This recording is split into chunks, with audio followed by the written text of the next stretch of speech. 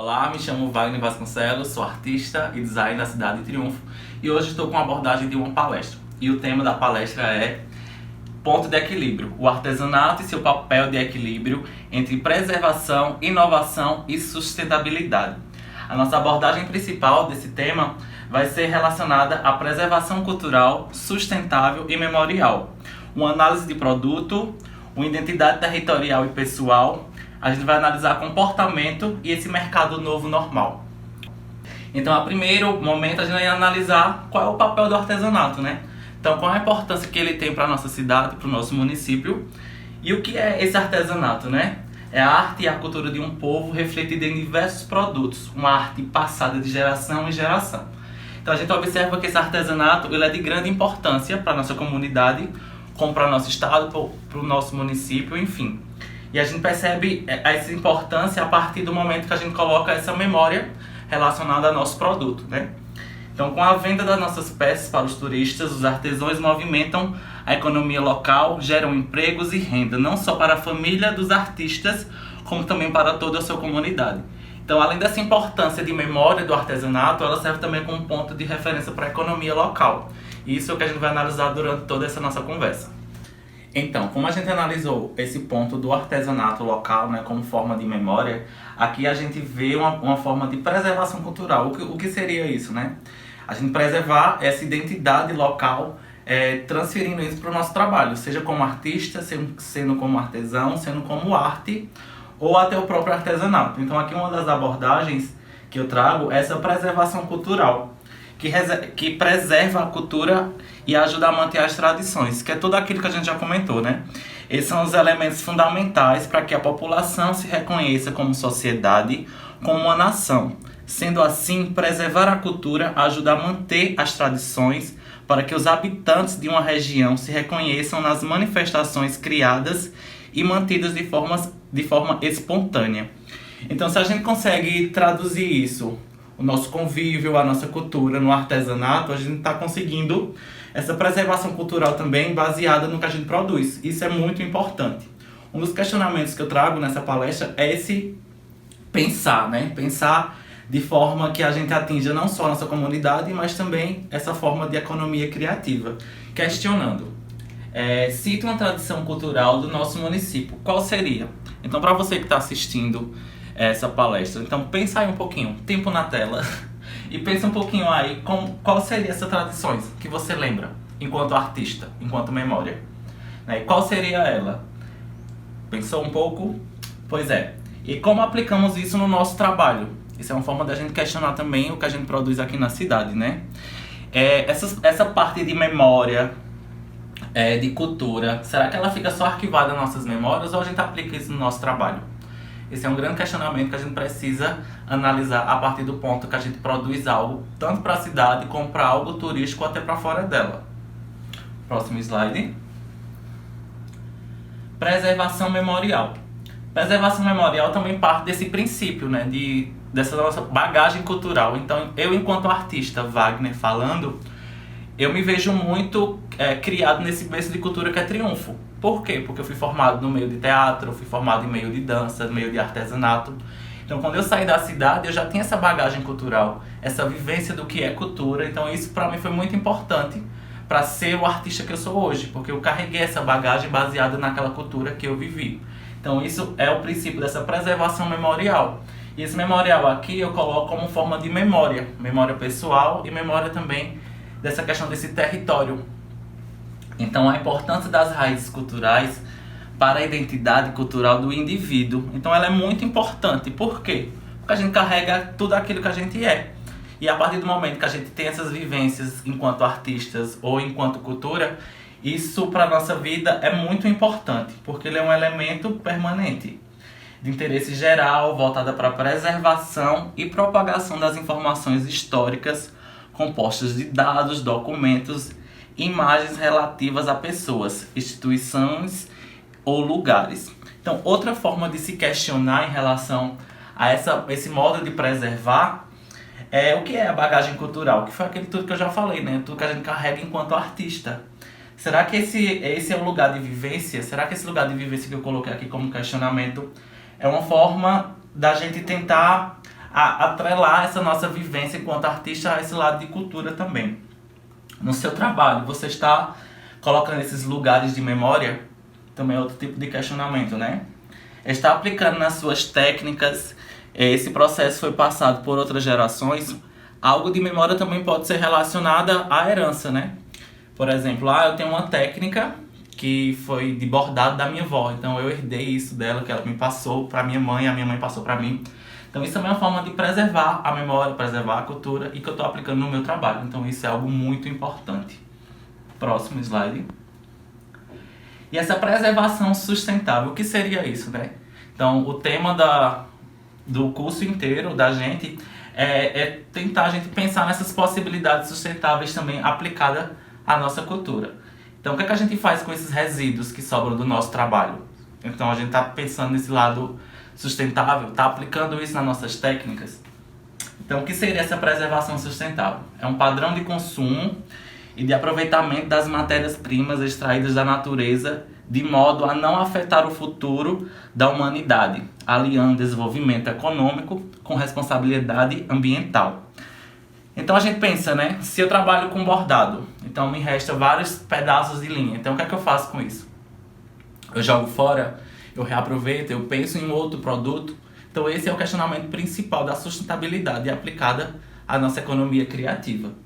Então entende-se por desenvolvimento sustentável a capacidade de utilizar os recursos e os bens da natureza sem comprometer a disponibilidade desses elementos para gerações futuras.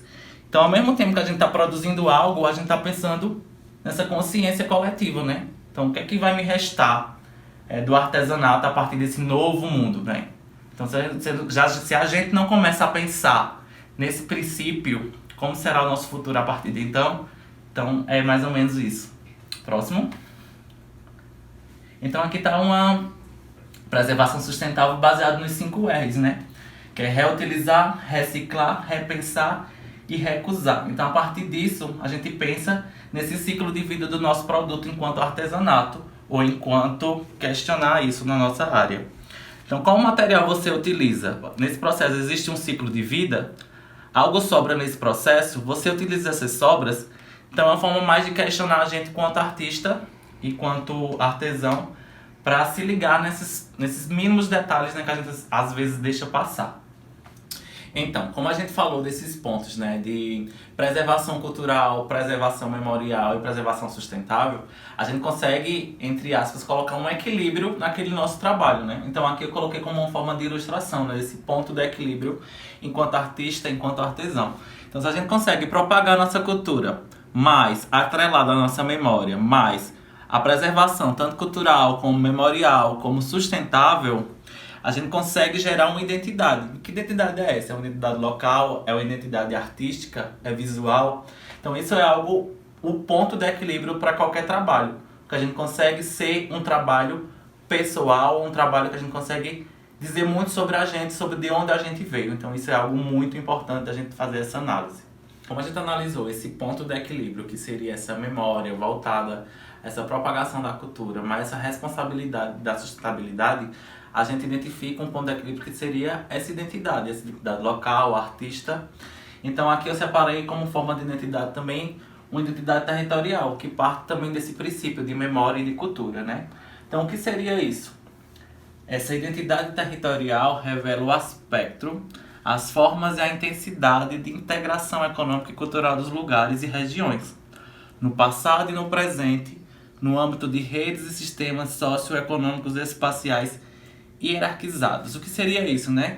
É voltado à economia criativa, pensado nessa cultura, né? A gente tem a nossa musicalidade, a gente tem trabalhos como do engenho também. Então, que isso é voltado tanto para algo que é regional e algo vendável, que se baseia também na economia. Então, a ideia geral é que as características específicas de determinados lugares e região são elementos constitutivos de uma identidade. As características materiais e imateriais dos territórios são mutáveis, mas é precisamente a sua identidade que confere originalidade e singularidade ao lugar e região, e vice-versa, que os distingue de outros territórios vizinhos ou distantes. Então, se a gente tem uma identidade que é só nossa, uma identidade que é só nossa, isso é algo muito importante, porque a gente consegue identificar em outro lugar que a gente vá, ou alguém que venha pra cá, consegue identificar que é algo que pertence a gente, né? Que é o caso do nosso elemento principal, que é o careta. Aqui eu trouxe algumas referências, né? Como imagem. É o careta, como eu falei, a nossa musicalidade, nossos pontos turísticos, nossas danças e nosso mestre, né? Então, isso é uma forma de identidade territorial. O que a gente tem hoje como forma de levar a nossa cultura local para outros estados, para outras regiões. Próximo slide. Identidade. Identidade é a qualidade do idêntico. É o reconhecimento de algo que é próprio, é um conjunto de caracteres particulares que identificam uma pessoa, um lugar, nome, expressão digital e etc. Então é tudo aquilo que a gente já vem falando, né? Então o que é essa identidade da cidade de Triunfo? São os elementos culturais que permanecem nela. Ou então esses costumes, essas vivências que a gente contém na cidade, né? Tanto com aspectos culturais como sociais. Próximo. Então, um momento de se questionar, né? Qual é a identidade do seu trabalho? Existe uma conexão com a sua comunidade? Uma conexão com suas memórias? Então, o que a gente aplica enquanto artista, enquanto artesão? Isso está voltado à nossa cultura, ao nosso convívio, à nossa comunidade? Ou será apenas uma representação de outro estado, de outra perspectiva de pesquisa? Então, esse é o maior questionamento dessa palestra, dessa identidade. O que é que a gente está transmitindo enquanto artista, enquanto artesão, a partir da nossa arte? Identidade. Aqui eu separei 2 pontos, né? O que é identidade cultural e o que é identidade visual. Identidade cultural é um conjunto de características de um povo, oriundas da interação dos membros da sociedade e da forma de interagir com o mundo. Identidade cultural são as tradições, a cultura, a religião, a música, a culinária, o modo de se vestir, de falar, entre outros, que representam os hábitos de uma nação. Identidade visual é a representação gráfica que caracteriza uma empresa, um produto, é um símbolo gráfico que revela o mercado, a divulgação de uma marca, com o objetivo de criar uma identidade que visualizada remete imediatamente ao produto. Que foi isso que a gente falou, né? Identidade cultural nada mais é do que o nosso comportamento voltado à nossa cultura. Identidade visual é algo que remeta a gente. Então, se eu for para uma capital e ver uma cachaça Triunfo, por exemplo, eu vou saber que aquela cachaça é referente ao meu município, à minha cidade e que tem uma origem cultural muito forte. Então, esses dois estão atrelados no produto. Tanto é uma identidade cultural da minha cidade como uma identidade visual. Então, atrelado a essa identidade, a gente começa a perceber que a identidade também é uma forma de comportamento, não é isso? Então, a nossa identidade cultural está em todo lugar. Tem cultura na forma como nos vestimos, nos alimentamos, comemos, na maneira como falamos, nas músicas que ouvimos, filmes que assistimos e todos os jeitos que nos comportamos. A cultura é algo vivo que se renova e se modifica todos os dias. Então, um ponto de análise também aqui, referente à nossa identidade, é como nos comportamos, essa forma de comportamento, a gente analisar isso também, que vai fazer muito sentido a partir desse novo mercado, nesse mercado novo. Qual é o comportamento que a gente tem a partir dessa pandemia? Então, qual é o comportamento que a gente vai ter após isso? Então, isso é algo que é muito importante de ser pensado. E analisando esses comportamentos, a gente pensa também nessa questão desse produto, né? Esse produto é desenvolvido a partir de onde, de como e como a gente pode utilizar isso, né? Então, o que seria esse produto artesanal, segundo a Unesco? Produtos artesanais são os produzidos por artesãos, totalmente à mão ou com a ajuda de ferramentas manuais, ou ainda com a utilização de meios mecânicos, desde que a contribuição manual direta do artesão seja o componente mais importante do produto acabado. Então, a gente observa também que tem muitos artesanatos que não são produzidos por artesãos e que são algo fabricados em fábricas, que isso que não dá uma sensação de artesanato, não dá essa sensação que é algo produzido e pensado para uma comunidade ou pensado como forma de memória, né? Que é isso que a gente está falando, sobre memória e identidade. Então isso é algo muito importante a gente avaliar enquanto artista e enquanto artesão também. Ou seja, muitas coisas que é vendida como artesanato por aí, na verdade, é industrializado, produzido em série e sem valorização do artesão. No artesanato, as peças são exclusivas, cada uma com uma particularidade, com um valor simbólico e cultural. É uma produção original e criativa. A industrialização, por sua vez, é um misto de produto industrial com artesanato e não tem todo esse valor agregado, que foi isso que eu já falei, né? A gente percebe essa mudança do que é artesanato a partir desse ponto de equilíbrio, quando a gente conhece os padrões, né, de memória, de matéria-prima e de espaço cultural que foi pensado aquele produto. Próximo. Aqui está um exemplo básico, né? O que seria um artesanato pensado num produto desde a matéria-prima ao manual, que seria os elementos do barro, que são materiais, e outro elemento industrial, né, que seria fabricado por indústria, seria por máquinas e que não tem total manuseio artesanal. Então, produto com identidade. Pense em um produto ou artesanato que lembre um lugar. Então, pensem aí com vocês. Se eu vou para qualquer lugar e eu tenho um produto ou um artesanato que lembre esse lugar, que material seria esse? Que artesanato seria esse? Pensou? Vamos lá, eu coloquei 2 exemplos aqui para a gente tentar explicar um pouquinho melhor visualmente. Tá? Então aqui, o primeiro princípio, como a gente está falando sobre sustentabilidade, eu pensei nesse capim dourado. Então esse capim dourado é uma forma de elemento artesanal que é produzido lá no Jalapão, em Tocantins, e que é algo destacado daquele município, daquele estado. Então é algo que ficou muito... uma identidade muito rica para aquele município e que de repente isso foi atrelado a outros estados, reproduzindo esses caracteres. Próximo. Outro produto que é muito mais próximo da gente é o artesanato de barro, né? Então quando a gente vê esse boizinho, quando vê outros elementos da cena, a gente imagina que já é algo característico da cidade. Então, a gente atrela essa identidade do produto à cidade. Então isso é algo muito importante também para a gente fazer essa análise. Então, nosso município tem um produto para chamar de nosso? Esse é o maior questionamento que eu tenho enquanto artista. Será que a gente tem um artesanato que é só nosso?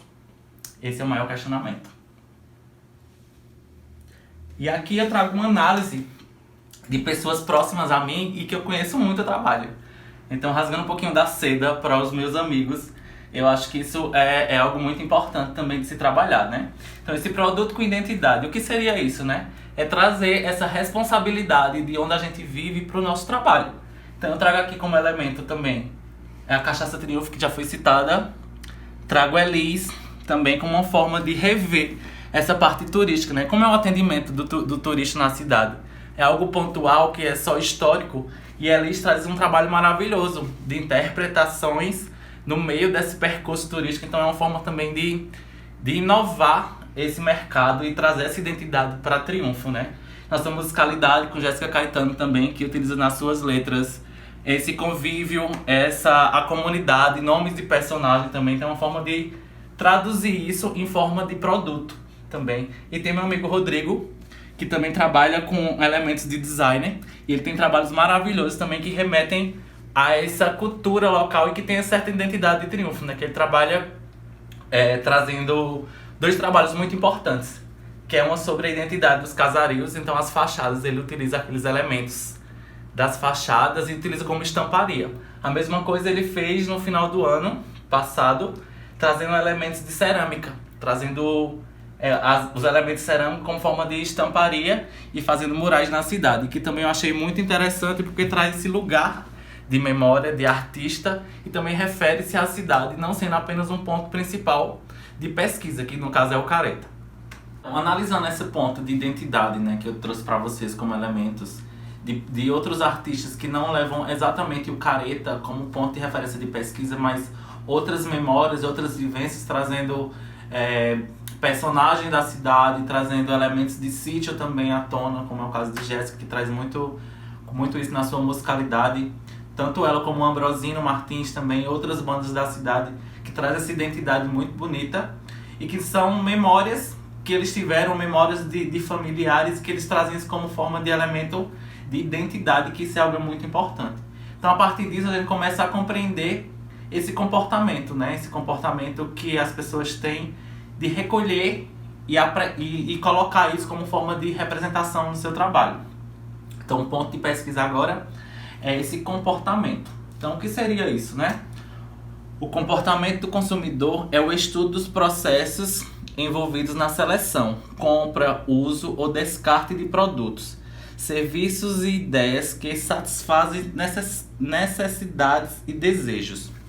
Então, o que seria isso, né? Então, a gente, quanto consumidor, a gente quer comprar um produto. A gente não é daqui da cidade, mas vem para visitar a cidade. A gente quer levar um produto que não seja daqui. A gente quer levar algo que remeta a esse momento de memória, que seja algo que seja característica da cidade. Então, isso é algo também muito questionado. Próximo. Então, esse comportamento, ele influencia o consumidor em quê? Tem os fatores culturais, fatores sociais e fatores pessoais. Então, os fatores culturais seriam o quê? A cultura envolve todo o conjunto complexo de ideias, conhecimentos, comportamentos, símbolos, rituais, os padrões desenvolvidos pelo ser humano. Então, a gente pensa nesse fator cultural como fonte de principal referência para o artesanato. Então, se as pessoas que consomem esse tipo de produto, elas se encaixam nesses fatores culturais, porque elas querem levar a cultura do nosso município para algum lugar.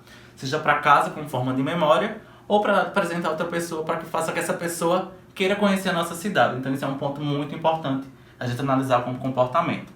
Fatores sociais, que também influenciam o consumidor a comprar aquele produto. Os produtos sociais também influenciam fortemente o comportamento do consumidor. Neste caso, os indivíduos podem pertencer à mesma cultura, mas terão hábitos de compra compatíveis com seu extrato, classe e papel social. Isso tem muito a ver com a nossa classe social. Então, se meu artesanato ele não agrega a minha comunidade, será que eu estou meu público-alvo, por exemplo? Então, como é que eu vou atrelar isso ao meu produto? Eu quero agregar quem no meu produto? É o público da cidade, o povo de fora? Então, isso também tem que ter uma análise desse comportamento enquanto consumidor. Fatores pessoais. Já os fatores pessoais são aspectos que escapam às forças externas da sociedade e também contam na hora da decisão de compra. Estilo de vida é um desses elementos, assim como motivações pessoais, posturas e ética. Esses fatores pessoais vai mais a questão de estilo. Quanto eu vou comprar uma roupa, por exemplo, um exemplo palpável. Eu não vou comprar o que esteja na moda, por exemplo, se eu não gosto, se eu não uso. Então isso se encaixa nesses fatores pessoais, essa questão de estilo. Isso também é uma análise que a gente tem que fazer enquanto produto, enquanto identidade, para atingir o público que a gente quer. Então isso faz parte desse estudo, desse comportamento. Então, fazendo um resumo, né, sobre o que a gente já comentou sobre comportamento, então fatores culturais seria o quê? Esse valor agregado da minha cultura para levar para alguém. Então esse produto seria algo memorial, que alguém iria comprar ou levar para casa como forma de memória, ou dar para alguém para como forma de a pessoa vir para a cidade conhecer. Esses fatores sociais tá ligado à classe, né? A classe social. Então esse meu produto, ele tem um custo de produção baixa. Então como é que eu faço para agregar esse produto? Será que eu colocando uma embalagem, será que já aumentava esse valor do produto? Enfim, são análises que a gente pode implementar isso nesse processo criativo do nosso produto e que também atrela a esse tipo de comportamento. Fatores pessoais e a questão de estilo.